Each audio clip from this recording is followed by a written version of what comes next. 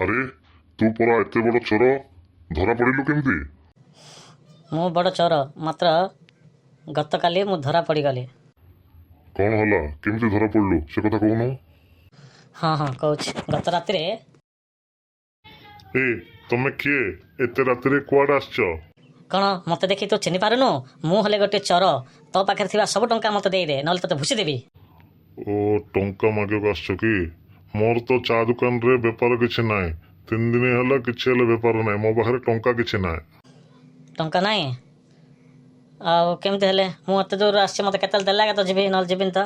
ହଁ ଗୋଟେ କାମ କର, ମୋ ପାଖରେ ଫୋନ୍ ପେ ଅଛି। ତୁମର ଫୋନ୍ ପେକୁ ଟଙ୍କା ସେଣ୍ଡ କରିଦେବି ନା? ଫୋନ୍ ପେ ମାନେ କ'ଣ? ମୁଁ ଜାଣିନି ତ। ଓ କି ଗୁଣ୍ଡା ହବୁରେ ତୁ, କି ଚୁର ହବୁରେ ତୁ, ଫୋନ୍ ପେ ଜଣା ନାହିଁ। ଯା ଯା ଗୋଟେ କାମଟି କରେ, ତୁ ଫୋନ୍ ପେ କ୍ରିଏଟ୍ କରେ ତୋର ମୋବାଇଲରେ, ତାପରେ ମୋତେ ଫୋନ୍ କରେ, ମୁଁ ତୋତେ ଫୋନ୍ ପେ କରିଦେବି। ତାପରେ କ'ଣ ହେଲା କହୁନୁ?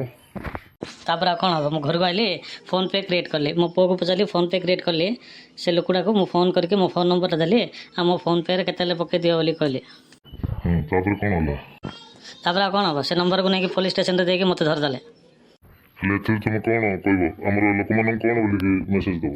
ଯେ ଯଦି ଚୋର ହେଇଯାଅ, କେବେ ହେଲେ ମଧ୍ୟ 20 ଟଙ୍କା ମାଗିଲେ ଫୋନ୍ ପେରେ ମାଗିବନି, ଡାଇରେକ୍ଟ କ୍ୟାସ୍ ମାଗିବ, ନଥିଲେ ନାହିଁ।